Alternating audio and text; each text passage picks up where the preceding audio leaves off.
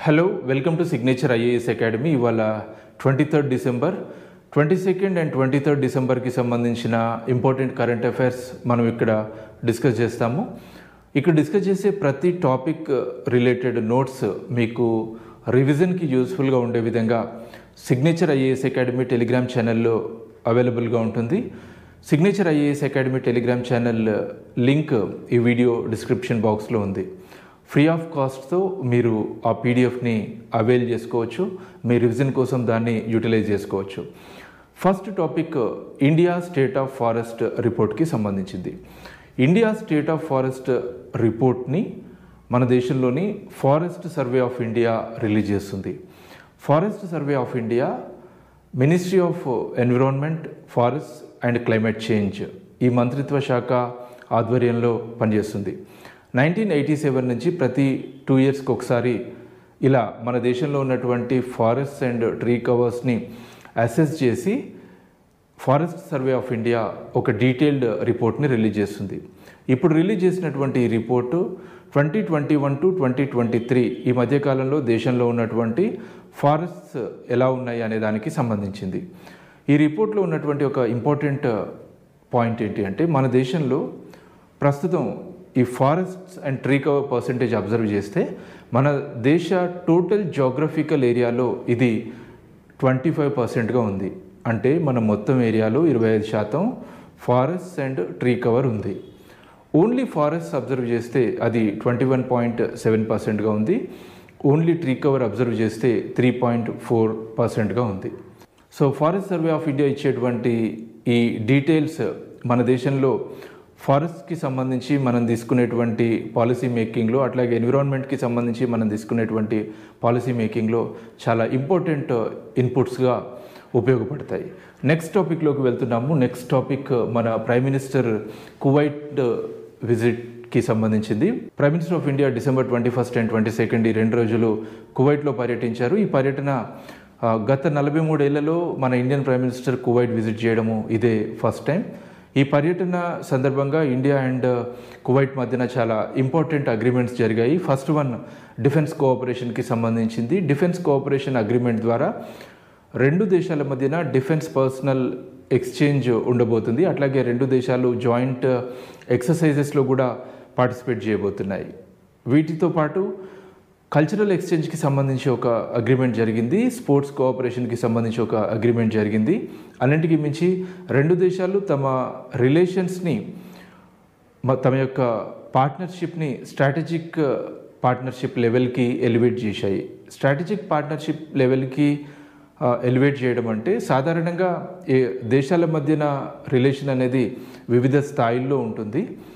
ఇప్పుడు ఇలా ఎలివేట్ చేయడం వల్ల ఈ 2 దేశాలు ఇక నుంచి కేవలం 2 దేశాలకి సంబంధించినటువంటి అంశాల్లో కోఆపరేషన్ మాత్రమే కాకుండా రీజనల్గా అట్లాగే ఇంటర్నేషనల్ అఫైర్స్కి సంబంధించి కోఆపరేషన్ ఉండబోతుంది, ఇంక్లూడింగ్ మిలిటరీ ఆస్పెక్ట్లో కూడా. సో ఈ పర్యటన సందర్భంగా 2 దేశాల మధ్యన సంబంధాలు బలపడ్డాయని చెప్పొచ్చు. అట్లాగే కువైట్ తన దేశానికి సంబంధించినటువంటి హైయెస్ట్ హానర్ అయినటువంటి ఆర్డర్ ఆఫ్ ముబారక్ అల్ కబీర్ని మన ప్రైమ్ మినిస్టర్ ఆఫ్ ఇండియాకి ప్రదానం చేసింది. సో మన ప్రైమ్ మినిస్టర్కి ఇప్పటికే దక్కినటువంటి అరుదైన ఇంటర్నేషనల్ రికగ్నిషన్స్లో, అట్లాగే ఇంటర్నేషనల్ అవార్డ్స్లో ఇది కూడా ఒకటని చెప్పచ్చు. నెక్స్ట్ టాపిక్లోకి వెళ్తున్నాము. నెక్స్ట్ టాపిక్ యూనివర్సల్ ఇమ్యునైజేషన్కి సంబంధించింది. Universal immunisation programme. తమిళనాడులో మంప్స్ వైరస్ కారణంగా వచ్చేటువంటి మంప్స్ డిసీజ్ ప్రతి నెల కొన్ని డిస్ట్రిక్ట్స్లో ఆ కేసెస్ నమోదవుతుండడం వల్ల తమిళనాడు గవర్నమెంట్ డిమాండ్ చేస్తుంది ఏంటి అంటే, యూనియన్ గవర్నమెంట్ని కోరుతుంది ఏంటి అంటే, మంప్స్ డిసీజ్కి సంబంధించినటువంటి వ్యాక్సిన్ని కూడా యూనివర్సల్ ఇమ్యునైజేషన్ ప్రోగ్రాంలో దాంట్లో ఇంక్లూడ్ చేయాలి అనేది తమిళనాడు గవర్నమెంట్ కోరుతుంది. ఇప్పటివరకు మనకి యూనివర్సల్ ఇమ్యునైజేషన్ ప్రోగ్రాంలో భాగంగా మొత్తం 12 డిసీజెస్కి సంబంధించినటువంటి వ్యాక్సిన్స్ యూనియన్ గవర్నమెంట్ సప్లై చేస్తుంది. ఈ 12 డిసీజెస్లో 9 మొత్తం కంట్రీలో అన్ని ఏరియాలకి అందుబాటులో ఉంటుంది.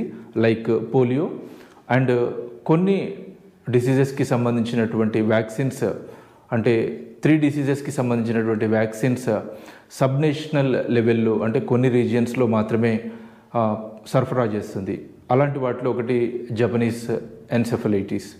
సో ఇప్పుడు తమిళనాడు గవర్నమెంట్ కోరుతుంది ఏంటి అంటే యూనివర్సల్ ఇమ్యునైజేషన్ ప్రోగ్రాంలో భాగంగా ఈ మమ్స్ డిసీజ్కి సంబంధించి దాన్ని ఎదుర్కోవడానికి అవసరమైనటువంటి వ్యాక్సిన్ను కూడా ఈ యూనివర్సల్ ఇమ్యునైజేషన్ ప్రోగ్రాం ద్వారా అందిస్తున్నటువంటి ఆ వ్యాక్సినేషన్ లిస్ట్లో ఆ వ్యాక్సిన్స్ లిస్ట్లో దీన్ని కూడా చేర్చాలనేది తమిళనాడు గవర్నమెంట్ కోరుతుంది. ఏ డిసీజెస్కి సంబంధించి యూనివర్సల్ ఇమ్యునైజేషన్ ప్రోగ్రాంలో వ్యాక్సిన్స్ ఉంటాయి అనేది మీకు టెలిగ్రామ్ ఛానల్లో మేము పోస్ట్ చేసేటువంటి పీడిఎఫ్లో డీటెయిల్డ్ లిస్ట్ ఉంటుంది, ఒకసారి చూడండి.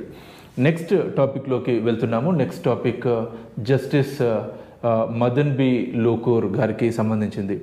జస్టిస్ మదన్ బి లోకూర్ గారు సుప్రీంకోర్టు రిటైర్డ్ జడ్జ్.